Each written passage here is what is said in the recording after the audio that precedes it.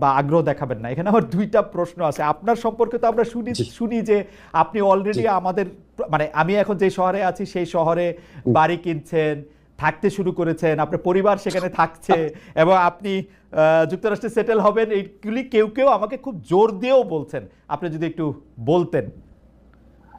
আচ্ছা, এটা তো হঠাৎ আকস্মিকভাবে প্রসঙ্গটা এলো, তাও বলছি আপনাকে যে যারা বা যে এই গুজবটা রটিয়েছে যে যুক্তরাষ্ট্রে আমরা বাড়ি কিনেছি, আমার পরিবার চলে গেছে, এবং যারা এগুলি বিশ্বাস করেছেন তাদের কাছে আমি একটা বিনীতভাবে প্রশ্ন করি যে আপনারা যার কথা শুনে বিশ্বাস করেছেন তার কাছে আপনারা কেন জানতে চান না উনি বাড়িটা কোথায় কিনেছে, অ্যাড্রেসটা কোথায়, ওই বাসাটার ছবিটা কোথায়? আপনি আমেরিকাতে আছেন অনেকদিন ধরে, আপনি জানেন আমেরিকায় যদি কেউ কোনো প্রপার্টি ওন করে, ফ্ল্যাট হোক জমি হোক, আমি বা আমার স্ত্রী বা আমার পরিবারের সদস্য, এটা পাবলিক ডকুমেন্ট।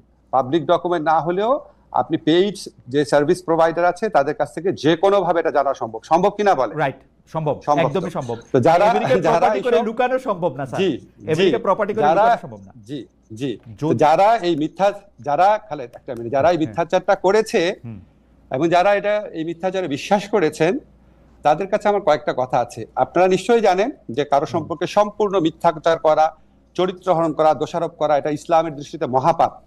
এবং আপনি এই মহাপাপটা যারা করলো তাদের কাছে এটা প্রমাণ না,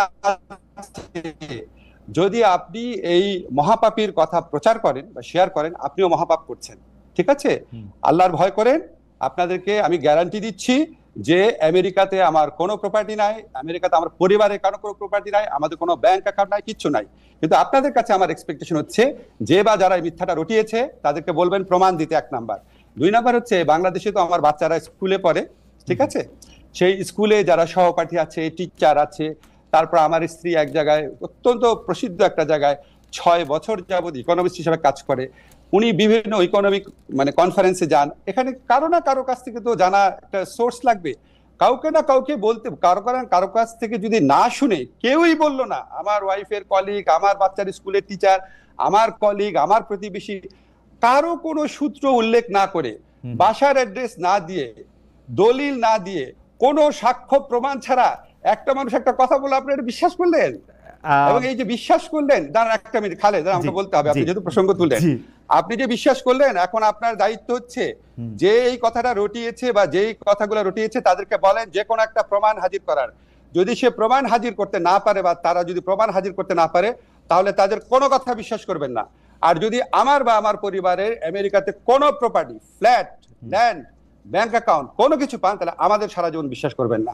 বাংলাদেশে যত অনুসন্ধানী সাংবাদিক আছে, আমেরিকাতে যত অনুসন্ধানী সাংবাদিক আছে, সবার কাছে চ্যালেঞ্জ ছুড়ে দিলাম, এই মিথ্যাবাদী এর পরিচয়, এর মিথ্যাচারের মুখোশ উন্মোচন করেন। কারণ এগুলি করে তারা সরল মনা মানুষ, তাদেরকে বিভ্রান্ত করে, তাদের দুঃখ দেয়, এবং এগুলি আপনার অনেক বেশি হচ্ছে। এই একটা জিনিস প্রমাণ চান, চ্যালেঞ্জ ছুড়ে দিলাম, প্রমাণ চান। প্রফেসর আসিফ নজরুল কিন্তু অনেক বড় একটি চ্যালেঞ্জ ছুড়ে দিয়েছেন এবং এটা খুব সহজেই এটা প্রমাণ করা সম্ভব তিনি যদি আসলে কোনো প্রপার্টি কিনে থাকেন। প্রফেসর আসিফ নজরুল, আসলে আমরা অনেকগুলি বিষয় আছে কথা বলতে হবে, আপনাকে আমরা পেয়েছি সেজন্য, আবার একটু দেরিও হয়েছে সেজন্য অনেকগুলি বিষয় নিয়ে কথা বলতে হবে। আমি যেহেতু প্রসঙ্গটা উঠলো, অনেকে বলছে যে আপনি সবার আগে বোধহয় আপনি এই কথাটি তুলেছিলেন যে যারা রাষ্ট্রীয় ক্ষমতায় বা দায়িত্বে থাকে তাদের সম্পদের হিসাব দেওয়া উচিত। আপনি কি আপনার সম্পদের হিসাবও দিবেন কিনা একবার এই কথাগুলি একটু বলে ফেলা। আরেকটি কথা হচ্ছে যে অনেকে বলছেন যে আপনারা এই সরকারের উপদেষ্টারা নাকি খুব ট্রাভেল হ্যাপি, আপনারা অনেক সফর সঙ্গী নিয়ে বিদেশে যান, বিশেষ করে ডক্টর মোহাম্মদ ইউনূসকে বলা হচ্ছে যে 11 বার তিনি বিদেশে গিয়েছেন। আপনার ক্ষেত্রেও এরকম বলা হয় যে আপনি যেহেতু ডক্টর মোহাম্মদ ইউনূসের খুব ঘনিষ্ঠ সেহেতু আপনিও এইটার জবাব দিবেন কিনা যে আপনি যে যখন বিদেশে যান তখন বিরাট একটা প্রতিনিধি দল নিয়ে সঙ্গে নিয়ে যান কিনা এবং সম্পদের হিসাবটা আপনি দিবেন কিনা, খুব সংক্ষেপে দুটো বিষয় একটু বলে দিতেন। হ্যাঁ জি, না আমি আরো বলবো আপনাকে। আমাদের সবার সম্পত্তির হিসাব ক্যাবিনেট ডিভিশনে দেওয়া আছে। আমি মনে করি তাদের এটা অবিলম্বে প্রকাশ করা উচিত। আমরা প্রকাশ করার জন্যই দিয়েছি প্রত্যেক উপদেষ্টা। সেকেন্ড হচ্ছে বিদেশ সফরের ক্ষেত্রে আমার জবাব আমি দিব। আমি যখন জেনেভাতে আইএলওর কনফারেন্সে গিয়েছিলাম, যেখানে স্থানীয় আওয়ামী লীগরা আমাকে অপদস্থ করার চেষ্টা করেছিল, সেখানে আমি একজনও সফর সঙ্গী নেই নাই। আমার সাথে অন্য একজন উপদেষ্টা ছিলেন, উনি নিয়েছিলেন। আমি আমার পিএস, আমার মন্ত্রণালয়ের একটা মানুষকেও নেই নাই। ঠিক আছে? আমি যখন বিদেশে যাই তখন আমার মন্ত্রণালয়ের সর্বোচ্চ 2 জন লোক গিয়েছিল আমার সাথে, এক্সট্রা 2 জন লোক একটা সফরে। সেটা হচ্ছে ওখান থেকে আমন্ত্রণ করা হয়েছিল দেখে। আমি যে সফরগুলোতে গিয়েছিলাম, একটা হচ্ছে আইএলওতে জবাবদিহি করার জন্য বাংলাদেশের জন্য, আর একটা হচ্ছে আবার গিয়েছিলাম হিউম্যান রাইটস কাউন্সিলে বাংলাদেশের পক্ষ থেকে জবাব দেওয়ার জন্য। এটা আমার ম্যান্ডেটরি। আমি সৌদি আরবে গিয়েছিলাম বাংলাদেশের শ্রম বাজার নিয়ে আলোচনা করার জন্য, আর একটা গিয়েছিলাম তাদের কনফারেন্সে তাদের অতিথি হয়ে, যেখানে 2জন সৌদি মন্ত্রী সহ আমাকে স্টেজে তারা অনেক সম্মান করিয়ে করেছে। এবং এটা যেটার কারণে বলে রাখি আপনাকে প্রসঙ্গত, সৌদি আরবে 2বার যাওয়ার কারণে বাংলাদেশের সাথে সৌদি আরবের প্রথম শ্রম বা কর্মসংস্থানের এগ্রিমেন্ট হতে যাচ্ছে, যেটা ইন্ডিয়া পাকিস্তানের সাথেও নাই। আর আমি গিয়েছিলাম মালয়েশিয়াতে, সেখানে আমার সফর সঙ্গী ছিল একজন, সরি সেখানে সফর সঙ্গী ছিল দুইজন, মালয়েশিয়াতে 2জন, সর্বোচ্চ 2জন, এবং কোন কোন ক্ষেত্রে আমার কোনো সফর সঙ্গী ছিল না। তার মানে আপনি আগে থেকে বলছেন সেটি আপনি পালন করছেন। আপনি যদি অবশ্যই পরিষ্কার করে বললেন যে এটা আসলে ক্যাবিনেটে দেয়া আছে এবং এটা পাবলিক করা হবে যে কোনো সময়, রাইট?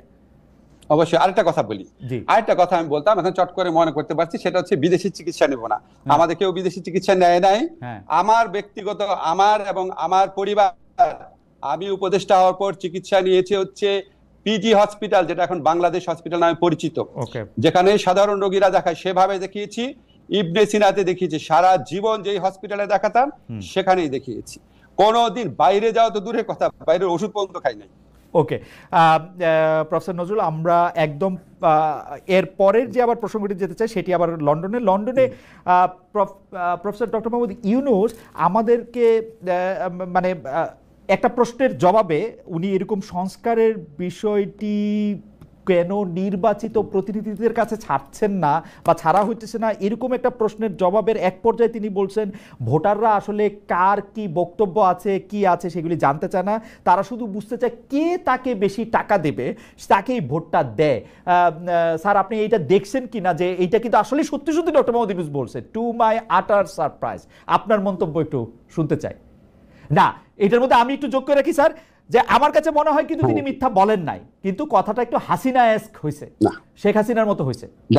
না, আমি আপনাকে বলি, স্যারের কথাটা সীমিত ক্ষেত্রে সত্যি, কোন ভোটারের ক্ষেত্রে এটা সত্যি, কিন্তু সিংহভাগ ভোটারের ক্ষেত্রে এটা সত্যি না।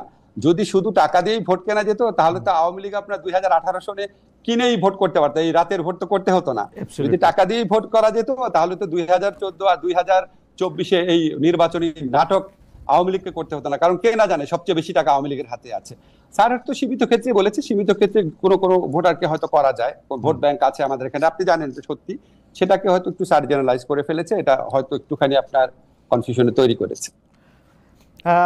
আরেকটি বিষয় আপনার সাথে নামের সাথে জড়িত, কিন্তু আমি বিষয়টাকে আরেকটু অন্যভাবে প্রশ্ন করতে চাই। আমরা দেখেছি যে গত সরকার ক্ষমতাচ্যুত হওয়ার পরে আমরা ভারতের সাথে বিভিন্ন বিষয়ের যে চুক্তিগুলি রয়েছে সেই চুক্তিগুলি জনসমক্ষে আসবে, সেটা আমরা চেয়েছিলাম।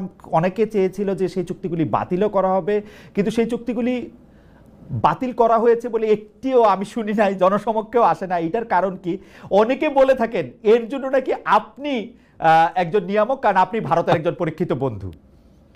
আমি স্যার আপনাকে দালাল শব্দটি বলতে পারলাম না, কিন্তু অনেকে এটাও বলে। যাই হোক খালেদ, আমি আপনাকে জিজ্ঞেস করি, আপনি কি 15 বছর এই কথাটা শুনেছেন যে আমি পাকিস্তানের দালাল? আইএসআই এর এজেন্ট? প্রচন্ড ভাবে শুনেছেন না? আমি রাজাকার, ছাত্রলীগ মিছিল করেছে আমাকে ধাওয়া করে পাকিস্তানে পাঠিয়ে দিবে, অনেকবার তো শুনেছেন অনেক কিছু। হ্যাঁ, তো এখন বললাম যে এটা তো আপনার কিছু মানুষ এত সরল প্রকৃতি, তাদের কোনো একটা মানুষ অন্য একটা কিছু বললো সাথে সাথে বিশ্বাস করা শুরু করে, আমাদের বৈশিষ্ট্য। কিন্তু বাংলাদেশের ম্যাক্সিমাম মানুষের বুদ্ধিমত্তা অত্যন্ত প্রখর, তারা এসব প্রচারণায় কান দেয় না। আপনার নিশ্চয়ই মনে আছে, আমি ক্ষমতাসীন হওয়ার পর আমাদের এই সরকার দায়িত্বে আসার পর, আমার দায়িত্বে আসার পর ভারতীয় পত্রপত্রিকায় বরং আমাকে নিয়ে অপপ্রচার করা হয়েছে, যে লস্করে তৈয়বার জিনিসটা সম্পূর্ণ অপপ্রচার, কি জঘন্য অপপ্রচার করা হয়েছে। যে বিষয়টি আমার মাধ্যমে আপনার কাছে উপস্থাপিত করতে বলেছেন সেই দুটি বিষয় আগে একটু বলে রাখি। 43তম BCS এর পাস করার পরও তাদের গেজেট নোটিফিকেশন কেন হয় নাই সেটি আপনার একটু আমলে আছে কিনা এবং সেটি নিয়ে আপনি কোনো কিছু করছেন কিনা সেই ব্যাপারে তারা একটু জানতে চেয়েছেন। আরেকটি বিষয় জানতে চেয়েছেন যে তারা বয়স সীমা, সরকারি চাকরির বয়স সীমা 35 বছর বয়স পর্যন্ত হবে কিনা, সেটি আপনারা কিভাবে করবেন সেটি জানতে চেয়েছেন। আর আমার প্রশ্নটিও করে রাখি, আপনি আমাদের অনেকগুলি প্রশ্ন রয়েছে, সেটা আপনি যদি খুব না এই দুটি যদি আপনি জবাব দেন, তারপর আমি মানে আপনার মতামত বলেন, তারপর আমরা প্রশ্নটি করি, কারণ এই প্রশ্নটি আবার এনিভাইয়ের বক্তব্যের সাথে লিঙ্কড। জি না, এখানে হচ্ছে প্রশাসন তো সংস্কারের কমিশন হয়েছে, বয়স সীমার বিষয়টাও আলোচনা হচ্ছে এবং দ্রুত সময়ের মধ্যেই পিএসসির সাথেও আমাদের আলোচনা হচ্ছে যাতে এই যে নিয়োগ পরীক্ষা শুধু বিসিএস না, অনেকগুলো পরীক্ষা স্থগিত আছে, সেই পরীক্ষাগুলো যাতে দ্রুত দেওয়ার ব্যবস্থা করা যায় সে বিষয়ে আমরা কাজ করছি। আশা করি খুব দ্রুত সময়ের মধ্যেই সেটি পরীক্ষাগুলো হবে। ওকে, আর প্রশ্নটি হচ্ছে যে এক দফা সরকার পতন আন্দোলনের আগে আপনাদের যে 9 দফা দাবি ছিল তাতে দলীয় লেজুর ভিত্তিক ছাত্র রাজনীতি নিষিদ্ধের দাবি ছিল আপনাদের, কিন্তু অনেক ক্ষেত্রে সেটি দলীয় লেজুর ভিত্তিক ছাত্র রাজনীতি না হয়ে গোটা ছাত্র রাজনীতি নিষিদ্ধের দিকে আপনারা যাচ্ছেন, এটি একটা কথা। আরেকটি কথা হচ্ছে যে উপাচার্যদের সরিয়ে দেওয়া হয়েছে, বড় পদগুলিতে নতুন নিয়োগ হয়েছে, 2-3 মাস বন্ধ থাকার পরে ক্লাসও শুরু হয়েছে, কিন্তু ছাত্রলীগের যারা নেতাকর্মী আছেন তাদের লেখাপড়ার কি হবে? আপনারা, তারা তো ক্যাম্পাসে ফিরতে পারছে না, রাজশাহীতে জাহাঙ্গীরনগর বিশ্ববিদ্যালয়ে তাদেরকে পিটিয়ে মারা ঘটনা ঘটেছে, তাদের আসলে ভবিষ্যৎ কি হবে? এই দুটি ব্যাপারটা যদি একটু বলেন। আরেকবার একটু যদি বলতেন। মানে একটা তো হচ্ছে যে 9 দফার একটা দফা ছিল যে ছাত্র রাজনীতি, ছাত্র রাজনীতিটাকে দলীয় লেজুর ভিত্তি মুক্ত করবেন, কিন্তু এখন দেখা যাচ্ছে ছাত্র রাজনীতি বাদ দেওয়ার। জি দেখুন, ছাত্র রাজনীতি নিষিদ্ধের কথা কিন্তু মানে আমরা বলছি না, বা বৈষম্যবিরোধী ছাত্র আন্দোলন থেকেও বলা হচ্ছে না সরাসরি। মূলত সাধারণ শিক্ষার্থীদের জায়গা থেকে এটি আসছে। এটি আসছে কেন, এটাও আমাদের একটু বুঝতে হবে যে আমাদের কিন্তু শিক্ষার্থীদের একটা দীর্ঘদিনের ট্রমা রয়েছে, যে একটা ক্ষমতায় সরকার যায় এবং তার ছাত্র সংগঠন সেখানে ক্ষমতা চর্চা করে, দখলদারিত্ব করে এবং শিক্ষার্থীদের উপর নির্যাতন করে। এখন সামনের আমরা এখানে এখন না হলে অন্তর্বর্তীকালীন সরকার, কিন্তু সামনে যদি একটা রাজনৈতিক দল ক্ষমতায় আসে, তার ছাত্র সংগঠন যে একই কাজ করবে না সেই নিশ্চয়তাটা শিক্ষার্থীরা চাচ্ছে, এবং সেই ট্রমা থেকে কিন্তু সারা এই কথাটা বলছে। কিন্তু আমরা মনে করি যে এটি কোনো সমাধান নয়, ছাত্র রাজনীতি অবশ্যই থাকতে হবে। সেক্ষেত্রে দলীয় লেজুর ভিত্তি মুক্ত করেই স্বাধীনভাবে ছাত্রদেরকে কাজ করতে দিতে হবে, রাজনৈতিক চর্চা করার সুযোগ দিতে হবে। আর ছাত্রলীগের ছাত্রদের ক্যাম্পাসে ফেরা বা তাদের জীবনের নিরাপত্তা, শিক্ষা জীবনের নিরাপত্তা, সেটি সেক্ষেত্রে দেখেন, ছাত্রলীগের একটা বড় অংশ কিন্তু এই আন্দোলনের সময় আমাদের সাথে জড়িত হয়ে গেছে। আন্দোলনের শুরু থেকে, কোটা সংস্কারের সময় থেকে কিন্তু তারা আমাদের সাথে এসেছিল। এবং ছাত্রলীগের আসলে খুব কম একটা অংশ যারা আসলে চিহ্নিত সন্ত্রাসী, যারা আসলে বেশিরভাগই যারা অছাত্র অথবা সন্ত্রাসী কার্যক্রম করেছে ক্যাম্পাসগুলোতে, হলগুলোতে, তারাই কিন্তু আজকে ভয়ে ক্যাম্পাসগুলোতে আসতে পারছে না, কারণ তাদের আসলে কোনো নৈতিক জায়গা থেকেও তারা শিক্ষার্থীদের সামনে দাঁড়াতে পারছে না। তো সেক্ষেত্রে বিশ্ববিদ্যালয় প্রশাসন ব্যবস্থা নিবে। আমরা একটা রিকনসিলিয়েশন প্রজেক্ট অবশ্যই চাই। যারা চিহ্নিত, যাদের বিরুদ্ধে সুস্পষ্ট অভিযোগ রয়েছে, তাদের বিরুদ্ধে প্রশাসনিক এবং আইনগত ব্যবস্থা যাতে নেওয়া হয়, এবং এছাড়া যারা নিরপরাধ বা নীরব ভূমিকা পালন করেছে তারা তাদের শিক্ষা জীবন শেষ করতে পারবে। এই বিষয়ে আমরা বিশ্ববিদ্যালয় প্রশাসনের সাথে কথা বলেছি। ওকে, মানে অনেকে এরকম একটা বলছেন যে যারা আসলে ক্রিমিনাল অ্যাক্টিভিটির সাথে জড়িত ছিলেন তাদের বিরুদ্ধে তো মামলা, তারপর আইনি কার্যক্রমগুলি হতেই পারে, কিন্তু শুধুমাত্র আরেকটি দল সমর্থন করার জন্য তাদের বিরুদ্ধে যাতে কোনো মানে ব্যবস্থা না নেওয়া হয় সে ব্যাপারে নিশ্চয়ই আপনারা দেখছেন, মানে ব্যাপারটা যাতে আইন নিজের হাতে না তুলে নিয়ে সেটি যেন। খালেদ ভাই, আমি জাস্ট একটা কথা বলতেছি যে আমরা কিন্তু আর আগের পরিস্থিতিতে নাই যে অমুক দল সমর্থন করে, এটা কিন্তু ছাত্রদল শিবিরের মতো বিষয় না যে ছাত্রদল করে দেখে তাকে ক্যাম্পাসে ঢুকতে দেওয়া নেই, এখন ছাত্রলীগ করে বলে তাকে ক্যাম্পাসে ঢুকতে দেওয়া হবে। একটা গণহত্যা হয়েছে এবং এইখানে কত কত শিক্ষার্থীদের উপর হত্যা করা হয়েছে, এটার বিচার না হওয়া পর্যন্ত তারা যদি তাদের সাথে এই ঘটনার সাথে জড়িত থাকে, এবং ক্যাম্পাসগুলোতে আপনি দেখেছেন 15 তারিখ কিভাবে আমাদের নারী শিক্ষার্থীদের উপর হামলা, বর্বরোচিত হামলা করা হয়েছে। তো সেই হামলাগুলোর বিচার, যারা এটার সাথে জড়িত ছিল তাদের বিরুদ্ধে অবশ্যই প্রশাসনিক ভাবে এবং আইনগত ভাবে ব্যবস্থা নেওয়া হবে। এবং এছাড়াও আমরা বলেছি যে গত 16 বছর ধরে যারা ক্যাম্পাসগুলোতে এই ধরনের হামলা নিপীড়ন করেছে, এবং প্রচুর অভিযোগ কিন্তু প্রক্টর অফিসে এখনো জমা আছে, যেটার কোনো ব্যবস্থা নেওয়া হয় নাই। তাদের বিরুদ্ধেও আইনি ব্যবস্থা নেওয়ার ক্ষেত্রে আমার মনে হয় যে এটাতে দ্বিমত পোষণ করার কোনো কাজ দরকার নাই, সুযোগ নাই, কারণ এগুলির বিচার হতেই হবে। ছাত্রলীগ গত 16 বছরে যত কিছু মানে ছাত্র ছাত্রী নির্বিশেষে যে যে যে নিপীড়ন চালিয়েছে তার বিচার আসলে অবশ্যই হতে হবে। আমাদের শুধু কথা ছিল যে সেটি যেন আইনি প্রক্রিয়ার মাধ্যমে হয়। শুধুমাত্র আপনি এটি পরিষ্কার করলেন যে শুধুমাত্র ছাত্রলীগ, ছাত্র শিবির, ছাত্র দল বলেই তাকে ক্যাম্পাসে ঢুকতে দেওয়া হবে না, এরকম কোনো কিছুর ব্যাপারে আপনার সিদ্ধান্ত নেন। আপনাকে ধন্যবাদ। এখানে যে একটা বিষয় যে আমরা যেটা বারবার বলছি যে ছাত্ররা স্বাধীনভাবে আসলে রাজনৈতিক কার্যক্রম করতে হবে তাদেরকে, এবং সেক্ষেত্রে রাজনৈতিক দলগুলোর কিন্তু সবচেয়ে বেশি ভূমিকা রাখতে হবে, এবং এই মুহূর্তে তাদের এই কমিটমেন্টটা ছাত্রদের কাছে করতে হবে যে একটা ছাত্র সংগঠনকে কি তারা কেবল তাদের দলীয় কাজে লেজুর হিসেবে ব্যবহার করবে, নাকি স্বাধীনভাবে তাদের ক্যাম্পাসগুলোতে শিক্ষার্থীদের পক্ষে কাজ করার সুযোগ করে দেবেন। 1 নাম্বার। 2 নাম্বার হচ্ছে ছাত্র রাজনীতি বা ছাত্র নেতৃত্বের বিকাশের প্রধানতম জায়গাটা কিন্তু ছাত্র সংসদ নির্বাচন, এবং আমরা কিন্তু 90-এর ডাকসুর কথাও শুনেছি, এবং কিন্তু 90-এর পরে বিএনপি যখন ক্ষমতায় আসলো তখন কিন্তু ছাত্র সংসদ নির্বাচন আমরা দেখতে পেলাম না, এবং যার ধারাবাহিকতা আওয়ামী লীগের রেখেছে, এবং 28 বছর কিন্তু ডাকসু নির্বাচন ছিল না। ডাকসু নির্বাচন ছাড়া, ছাত্র সংসদ ছাড়া কিন্তু আপনি কোনো ছাত্র রাজনীতি আসলে কল্পনা মানে যে ছাত্র রাজনীতি সেটা আসলে সঠিক নেতৃত্ব চর্চাটা হয় না। তো ছাত্র সংসদ এই নির্বাচনটা আসলে এই বিএনপি যদি ক্ষমতায় আসে তারা এটা অব্যাহত রাখবে কিনা, বা তারা পূর্বে এটি রাখেনি কেন, এই বিষয়টি আমি তার কাছে জানতে চাচ্ছি। আর দ্বিতীয়ত আপনি যে বিষয়টা বললেন, এখানে বৈষম্যবিরোধী আন্দোলনের পক্ষ থেকে বা আমাদের কারো পক্ষ থেকে কিন্তু রাজনৈতিক দল করার কথা বলা হয়নি। এবং এটি আরো স্পষ্ট করছি, আমরা দুইজন যারা এখানে সরকারে এসেছি তাদের সাথেও কিন্তু বৈষম্যবিরোধী আন্দোলনে একটা তফাৎ ঘটে গেছে, এবং আমরা কিন্তু তাদের সাংগঠনিক কার্যক্রমে এই মুহূর্তে যুক্ত থাকছি না, কারণ আমরা সরকারের কাজে মনোনিবেশ করছি।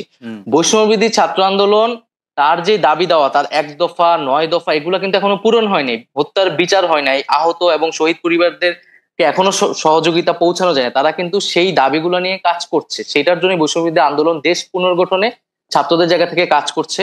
এবং সারা দেশে যে শিক্ষার্থীরা আন্দোলন করছে তাদের সাথে একটা মত বিনিময়, তারা কি ভাবছে সেই জায়গাতে কিন্তু তারা জেলায় গিয়েছে। আমাকে একটু সাহায্য করবেন।